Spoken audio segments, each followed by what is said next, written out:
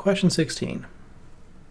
Fill in the blank questions, ones that ask you what most logically complete the argument, require a little bit of extra work to figure out what type of question they are, because it all depends on what they're asking you to fill in. Look to the keywords in front of the blank to figure out what you're being asked to fill in. Here the word obviously indicates that we're being asked to fill in a conclusion.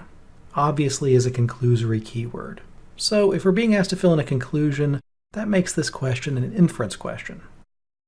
On an inference question, your job is to find something in the answer choices you can prove with the information you've been given in the original stimulus. So go up to the stimulus and break it down into digestible chunks of information.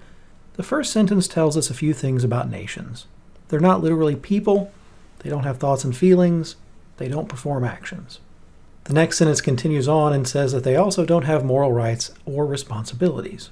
The third sentence is more interesting. It tells us that there's a requirement for nations to survive. They can't survive unless many of the citizens attribute such rights and responsibilities to the nation. The rights and responsibilities that we learned in the first two sentences, they don't have. The second half of that sentence establishes another requirement. For nothing else could prompt people to make the sacrifices citizenship demands. That is, nothing other than thinking about their nations as though they had rights and responsibilities. So now we're looking for something that we can prove with all that. Let's go to the answer choices. Answer choice A says that the nations cannot continue to exist unless something other than the false belief, and there we've got a problem.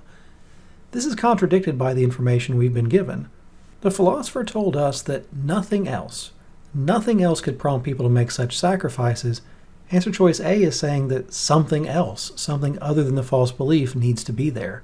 We know that it can't because nothing else could do it. So, go on to answer choice B. Now this is going to end up being our answer. Nations can't survive unless many of the citizens have some beliefs that are literally false. Remember, the first sentence established that nations are not literally people. They don't literally have moral rights and responsibilities, but no nation can survive unless the citizens think that it has those kinds of responsibilities. So nations can't survive unless the citizens have some beliefs that are literally false. Since we can prove B, it's our answer, but let's look at the other answer choices to see why they're wrong. Answer choice C is wrong because it talks about moral praise and blame.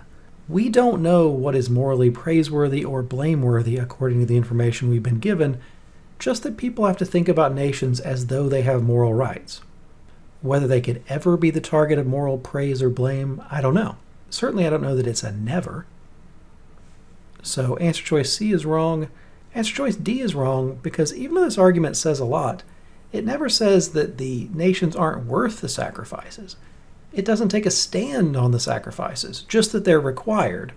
Whether it's a good thing to sacrifice is beyond the information we've been given. And then answer choice E should always be thought of in metaphorical rather than literal terms. Well, I know that sometimes we have to think of them that way, but this always goes too far. I don't know that we always have to think of nations this way for them to survive, only that you have to do it at least some of the time. So answer choice E is wrong, and answer choice B was our answer.